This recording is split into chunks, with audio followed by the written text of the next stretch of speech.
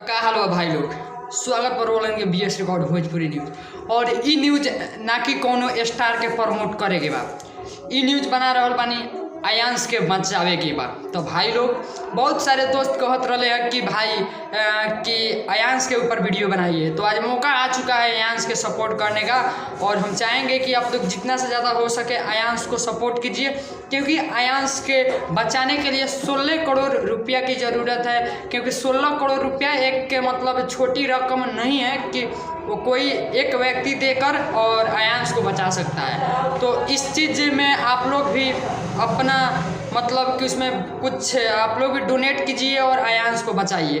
तो दोस्तों आप लोगों से हम बता देना चाहते हैं इसी बात पे हम लोग के भोजपुरी इंडस्ट्री के बहुत ही सुरीला गायक मिट्ठू मार्शल जी और बुलेट राजा जी और शैलेश प्रेमी जी ने गाना गाया है, जिस गाने का नाम रखा गया है आयांश के बचावे के बाद।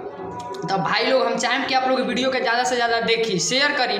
और बहुत मतलब कि हम प्रमोशन ना करत रही कोनो और कलाकार के, लेकिन लागल हमरा कि हाँ ये वीडियो ये गाना के प्रमोशन करे के चाहिए और आयांश के बचावे के चाहिए। तो भाई लोग आप लोग से हाथ जोड़ के रिक्वेस्ट करत नहीं हम कि आप लोग ना कि कोनो स्टार ना कि कोनो मतलब कोनो भावना के सोच समझ के आप लोग दिल से ये गाना के सपोर्ट करी, चाहे आप लोग केहू के फैन फॉलोअर हो कि ये गाना के सपोर्ट करे के बाद, ना कि कोनो कलाकार के सपोर्ट करे के बाद। तो हम चाहें कि जौन गाना मिट्ठू मार्शल जी के आ रहल बा, बुलेट राजा जी और शैलेश प्रेमी जी के जौन गाना के टाइटल रखल गल बा आयांश के बचावे के बाद, जौन गाना आज सुबह मतलब आज शाम के 5 बजे आ रहल बा, बहुत ही जल्द कुछ ही देर में 5 बजे, जौन गाना के नाम बा आयांश के बचावे के बाद। तो ई गाना आयांश के बचावे ला बनावल गल बा और कहल देते चाहतनी कि ई गाना से जौन भी कमाई शायद होखे वाला बा वो आयांश के डोनेट कइल जाए। तो हम चाहें कि आप लोग जाके इतना भाई के प्यार और आशीर्वाद दी। मिट्ठू मार्शल एंटरटेनमेंट पर गाना छूट रहा बा आयांश के बचावे के बाद। तो हम चाहें कि आप लोग सपोर्ट करी भाई के दिल से,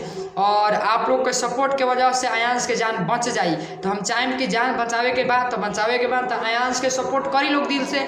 और मिट्ठू मार्शल जी तो दिल जीत ले बानी आज गाना गा के, मिट्ठू मार्शल जी, बुलेट राजा और शैलेश प्रेमी। तो हमारे सबसे ज़्यादा खुश तो हम बानी कि मिट्ठू मार्शल जी आज दिखा दिले बानी कि हाँ हम एक बहुत नेक दिल इंसान बानी।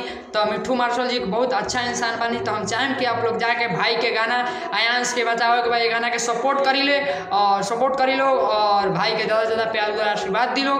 आज शाम 5 बजे आयांश के बचावे के बाद आप लोग जरूर सुनी, कमेंट बॉक्स में कमेंट करी कि कैसा लागल आप लोग के आयांश के बचावे के बाद। भाई हम लोग तरफ से पूरा कोशिश बा कि भाई लोग आप लोग ज़्यादा से ज़्यादा जाके देखी। अगर हमारा वीडियो बनैला से केहू भी भाई के अच्छा लागल होके तो आप लोग भाई के जौन की आयांश के जरूर आप लोग कुछ ना कुछ डोनेट करी।